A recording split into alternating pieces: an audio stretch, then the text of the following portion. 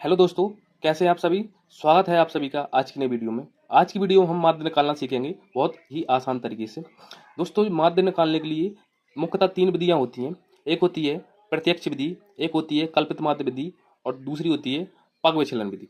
आज हम प्रत्यक्ष विधि से माध्य निकालना सीखेंगे और लास्ट तक बने रहिए, बहुत आसान तरीके से समझेंगे। तो चलिए दोस्तों, शुरू करते हैं बिना देरी के।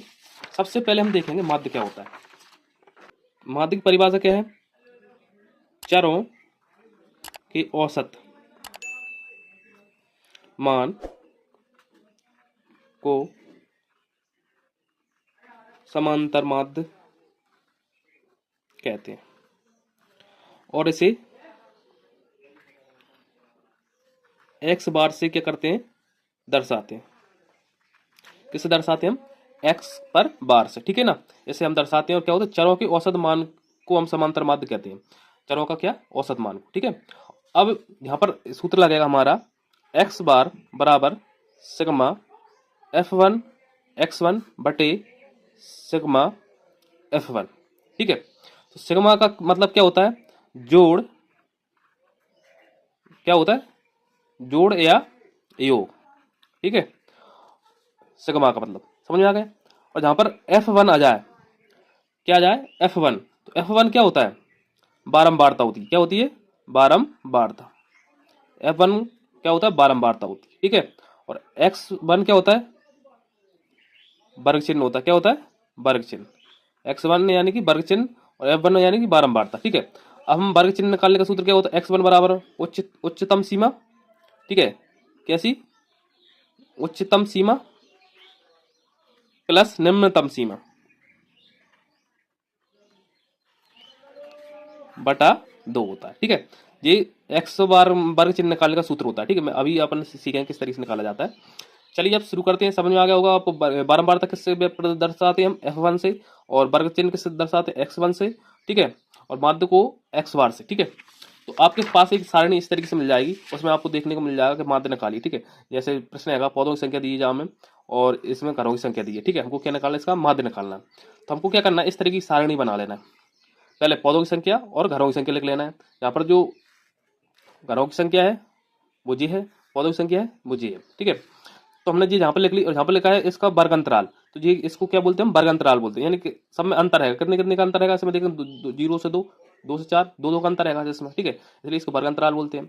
अब मैंने आपको बताया था बारंबारता, यानी कितनी बार संख्या क्या रिपीट हुई है, ठीक, उसको हम बारंबारता बोलते हैं। क्या बोलते हैं? बारंबारता, ठीक है।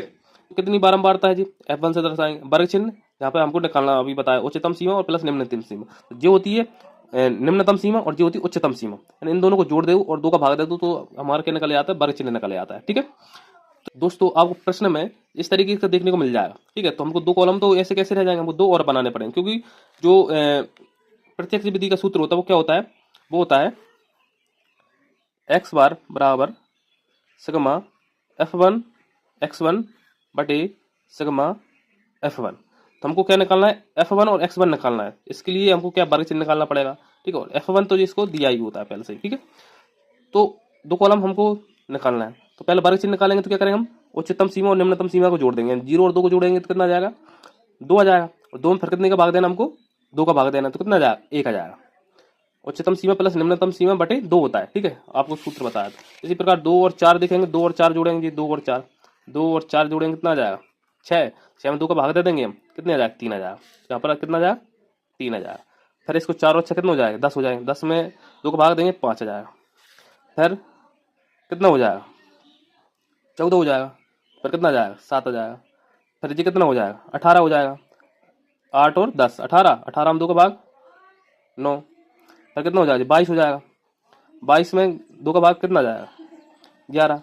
फिर 22, 12 और 14 को जोड़ देंगे हम, कितना? 12 दूनी 24, 26, तो कितना आ जाएगा? 13 आ जाएगा। इस तरीके से हमको जोड़ देना, नहीं दोनों, इन दोनों को जोड़कर 2 का भाग दे देना। इस तरीके से ये संख्या निकल जाएंगी, ठीक है। तो सबको जोड़ेंगे तो इसका मान कितना आ रहा है? 1 और 2 कितना? 3, 4, 4 और 5 9, 9 और 15, और 15 और 5 20। तो इसका आंसर यानी सिग्मा F1 बराबर कितना हो जाएगा? 20 हो जाएगा। अब हमको यहाँ पर देखिए F1 और X1 निकालना है। F1 X1 इसका मतलब क्या है? गुणा हो रहा है। F1 का और X1 का हम गुणा कर देंगे। F1 जी है, X1 जी है, इन दोनों का गुणा करेंगे। 1 का गुणा 1 में करेंगे कितना आ जाएगा? 1 आ जाएगा। 3 का गुणा 2 में करेंगे कितना आ जाएगा? 6 आ जाएगा। 5 का गुणा एक में करेंगे कितना आ जाएगा 5 आ जाएगा। 7 का गुणा 5 में करेंगे कितना आ जाएगा 7 पन्ने 35 आ जाएगा। 9 का गुणा 6 में करेंगे कितना हो जाएगा 9 पन्ने 45, 9 छक्के 54। 11 गुणा 2 में करेंगे कितना आ जाएगा 22 आ जाएगा। और 13 गुणा किस में करेंगे 3 में करेंगे 13 दूनी 26, 13 तिया 39। तो जी इसके क्या जाएंगे F1 X1 आ जाएंगे। अब हमको क्या करना है, जहाँ पर सिग्मा F मैंने बताया सिग्मा का मतलब क्या होता है जोड़, यानी कि इन सभी संख्याओं को जोड़ लेंगे। इसमें भी हमने जोड़ दिया था, ठीक है। जहाँ पर देखेंगे इकाई अंक कौन सा है, 1 हैगा, 6 हैगा, 5 हैगा।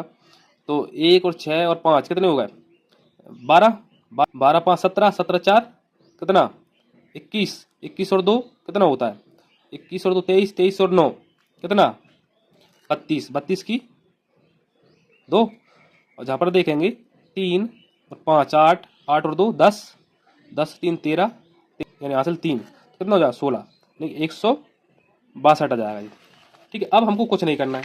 अब इसमें हम क्या कर देंगे, इस सूत्र में हमको मान रख देना सिर्फ, ठीक है, जो क्या है माध्य का सूत्र है। तो जहाँ पर हमारा कितना आया था, ये आया था, यानी 162 क्या sigma F1 X1, sigma F1 बराबर 20।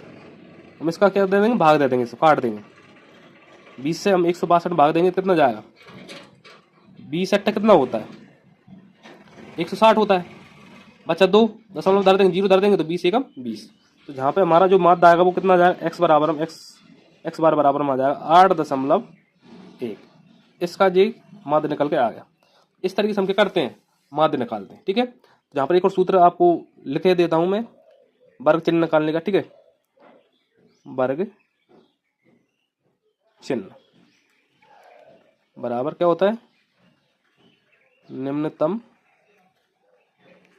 सीमा प्लस उच्चतम सीमा बटा 2।